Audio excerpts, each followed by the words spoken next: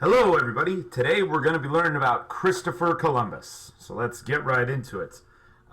He's probably somebody you've heard about before. We do have a holiday named after him in the United States. So anyway, let's start getting down with some of the dirty business of discovering a whole new continent. So I've already mentioned this guy in my class in an earlier unit. In 1492, Columbus sailed the ocean blue. He was an Italian explorer hired by the Spanish, and he really did think that the world was a significantly smaller place than it is today. And he thought that, just be sort of a quick trip from Spain, and he would run into China, India, the Philippines, Japan. But he actually found a whole new set of continents. He found the location where we are today. And he sailed to the Atlantic, and he sailed back and forth like 6 times. And in some of his later journeys, he actually had sailors who had been to China, who had been to India, and they were telling him, "Yo, Columbus, this is a totally different place." And he never admitted to that. He really did think that he was in India, Philippines, China, till the day he died. And when he first got here, he named the native people Indians, thinking he was in India, and that's sort of been a confusing semantic problem even until today. So, you gotta know he explored the Western Atlantic Ocean, and he did find where we all live today. Pretty cool. So here's all the voyages of Christopher Columbus, as you can see, going back and forth to Spain. Let's keep going. So then there he is with the Rey y Reina of Castile, asking them for money, and they do give him the money as long as he promises to spread Christianity wherever he goes. And then check this out. Christopher Columbus wanted for grand theft, genocide, and racism. This is definitely a historical concern, and is he a good guy or a bad guy? I'll leave that up to you. All right. So anyway, his ships managed to reach the Caribbean islands, and there he met the Taino people. They were a specific tribe of the Arawak people. Arawaks are native Caribbeans. Definitely considered Native Americans. I would say they do have a pretty unique culture in some other respects. And when he got there, he was really excited that some of them had golden jewelry. And, when he sailed across, he promised the Spanish king that he would bring back, treasures. Specifically, they were looking for, like, silk and spices from the Far East. When they didn't find those, well, everybody's always happy with gold, right? The Tainos, they were super excited, okay? Like, I really have to emphasize this, that when these, foreign Europeans interacted with these cultures, it was the same concept as if aliens had come into our world today. How would you react? Would you fight them? Would you befriend them? And I'll say the Tainos were exceptionally friendly when they first met Columbus and his ships. Columbus, maybe not so much on the other hand. So let's check it out. This is a Taino village. As you can see, very basic tribal culture. Not really into the whole clothing thing so much. Caribbean has some great tropical environments. I've been there. Fantastic place. All right, and then there's Columbus blessing the land for God, claiming it in the name of Spain, doing his thing. Christopher Columbus discovering the world. And then, when your people came to our land, it was not with open arms, but with Bibles, guns, and disease. You took our land, you killed us with your guns and disease, and then you had the arrogance to call us the godless savages. This is definitely something to consider. All right, and then that's sort of the kind of ships he used. A big deal is that Christopher Columbus was the first person to really even have the opportunity to travel to America from Europe. For most of history, Europeans had crappy ships, and they couldn't, put enough stuff in the ship to keep it going for a long voyage. Yeah, I think Columbus and his guys were out there for like 3 months, if I recall. And you got to have a big ship to store a lot of food and water and things like that. All right. So naturally, when Columbus did get to these Caribbean islands, assuming they were the Philippines or India, he converted the people to Christianity because that's what the king of Spain wanted. And then he sort of made them his slaves. That's pretty straight up right there. Because he saw they had some gold jewelry. He said, I want more of that gold. Put them all to work. Eventually, the people of the islands were like, yo, Columbus, you and your people aren't so nice. They had some fights, and every single time, Columbus and his men just stomped him. Because, look, Europeans have guns. These natives, they don't even have iron weapons. It's very, very outpaced technologically here. But even more than just the whole enslaving people, forcing them to work for you, a lot of native people continually were getting sick and dying. And I'm confident to tell you all that it was not a purposeful decision by the Europeans. The Europeans did not go there and say, we're going to make these people get all these diseases and get really, really sick. The Europeans, when they saw that all these diseases were spreading, they thought it was an act of God. They thought that, God was punishing these people because they were naked, because they didn't know Jesus for so long. They didn't understand that there was this microbiological stuff happening where diseases, that Europeans carried with them in their immune systems. Like, Europeans were generally immune to some of the diseases in the old world, but, they would, like, sneeze on an Indian person and just, the microbacteria of some of the most serious diseases in the world were getting to America for the first time. And the native people were not ready for it at all. And we'll definitely get into that more today. So anyway, there's some of Christopher Columbus's dudes talking to the Tainos. And this is also endemic of sort of what they were doing there. Definitely weren't the nicest people. And we'll see that experienced a lot over the course of this unit.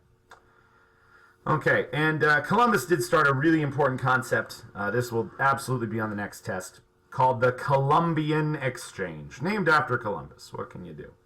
And the Columbian Exchange is this idea of all this stuff from the old world going to the new world and stuff from the new world going to the old world. And it's just the western and eastern parts of the world are for the first time ever in contact. There were a lot of plants and animals that evolved in North and South America that had never before been seen or experienced in Europe or Africa, and the same thing around.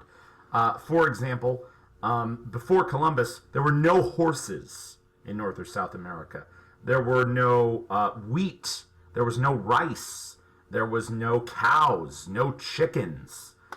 Native Americans, on the other hand, though, they were the only ones who had chocolate, who had pumpkins, who had turkey, who had potatoes, corn. So there was a lot of trading of these food and animal products, and that really did sort of, unite the world with food for the first time. So if you are a person who absolutely loves pizza, for example, Italy never had tomatoes until after Columbus. So consider your time travel options wisely. And yeah, absolutely, I have it in the blue here. Know some of these items. I'm going to zoom in on this next picture for a while, and you can hopefully write down some of the Columbian Exchange things. But there is one thing that is very important with the Columbian Exchange. It was a great change of food and animals, but there was also a change of diseases. Believe it or not, the old world never had any sexually transmitted diseases before Christopher Columbus.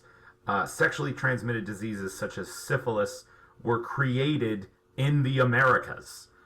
So that's something you should know. However, some of the most serious diseases in the world, such as the flu, smallpox, as we'll see, measles, malaria, whooping cough, they all were declared in the old world, and as soon as Columbus came over, they just followed him and did some devastating damage to the native populations. So let's check it out. All right, here's some of these things. I hope you write these down. especially some of the red ones. Tomato, potato, maize is another word for corn. Maize and corn are the same. But yeah, guns. Yeah, that's not going to be good.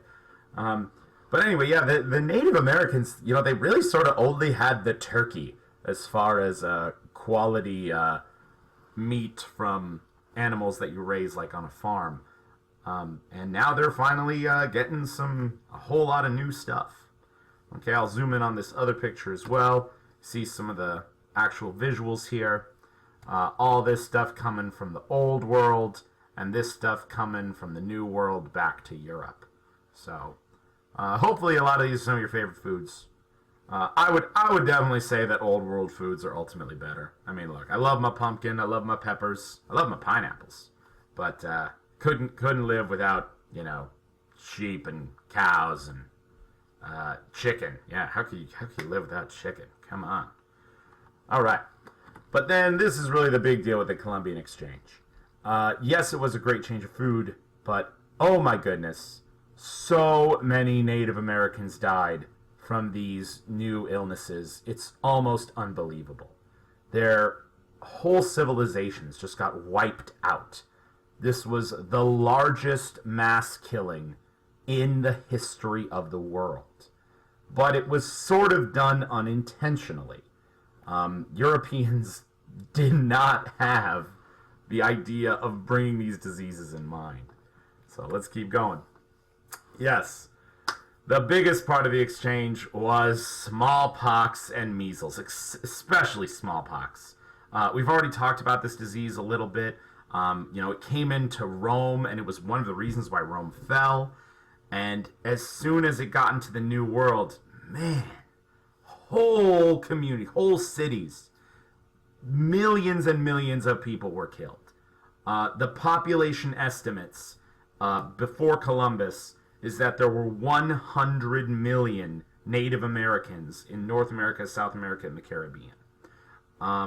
Within the next 300 years, there will only be 5 million remaining. 95% of all the Native Americans die from these diseases. Look, like I've already said at the beginning of this, think about if aliens come to planet Earth. What if they're generally nice aliens, but they bring microbiology diseases with them, and then, so small you can't see them, an alien coughs on us, and then a super disease travels around, and everybody dies. That's sort of what happened here, except for the white people also weren't really that nice. I gotta imply that in there, too. So, yeah, it's pretty devastating. Pretty devastating that all this happened. Okay, I'll give you guys all some more time to get this slide down. It's an important one. And it's one that wasn't really emphasized to me when I was in high school. I remember I definitely learned a lot more about this in college. I was like, why didn't, the native Mexicans or the South Americans fight back? There are only so few of these European explorers. There were so many millions of them. They didn't have enough bullets. Well, they had something else working for them. Crazy, crazy diseases. Okay, moving on. Yeah, this is a pretty accurate picture. These tiny, tiny diseases getting involved in the natives. And then, smallpox infested blankets. Thank you, John Smith. Oh, that was not a good way to go. And here's a native drawing of smallpox. I believe I'll try to show a video of this in the video list. But once you got smallpox, terrible, terrible way to die. Most people died in a week. Boils all over your body, boils inside of your body, and your body just shuts down. Your immune system cannot handle it. All right. And, here's some more pictures of smallpox affecting natives. This one's from a movie. Just piles and piles of dead bodies. Here's an actual case of smallpox. Really, really rough. And then here, of course, some Tainos burning their dead. And they, of course, had no idea what was going on. Of course, they blamed the Europeans, and they were sort of right in blaming them, but the Europeans didn't really know what they were doing. And then here's a mother with a baby, and you can even see smallpox starting to form on the baby, which is pretty sad. All right. Yes, and between 1492 to 1514, the population of at least the Tainos went from 1 million to less than 500. Almost everybody was killed, and by the year 1600, there were no pure-blood Tainos left in the world. Today, there still are some people who claim Taino ancestry, but their culture was effectively destroyed. And, you can say Columbus is responsible for this, but I think you have to really think about motive sometimes. The Europeans did not intend to kill everybody with disease. It just sort of happened. As the Europeans continued to explore more and more into North and South America, they kept finding these empty cities, empty villages. And they thought, people must have lived here hundreds of years ago, but then moved on. People lived there maybe 50 years ago, but they all died. So that's sort of how the North and South America got opened up for colonization. All right. So anyway, here's some native healers doing their best to heal those infected with smallpox, but their medicine was virtually worthless. In order to cure smallpox, you need some pretty advanced microbiology understanding. Once again, germ killer, smallpox killing everybody. And, here's some more statistics for you.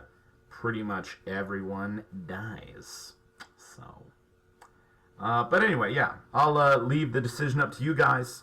Was Columbus good for uniting the world or bad for, first of all, he wasn't very nice to the Indians. But second of all, disease. It's brutal. So, all right, I've got a whole bunch of videos for you all about Columbus and smallpox, and that'll be the day. So, I'll see y'all on Monday.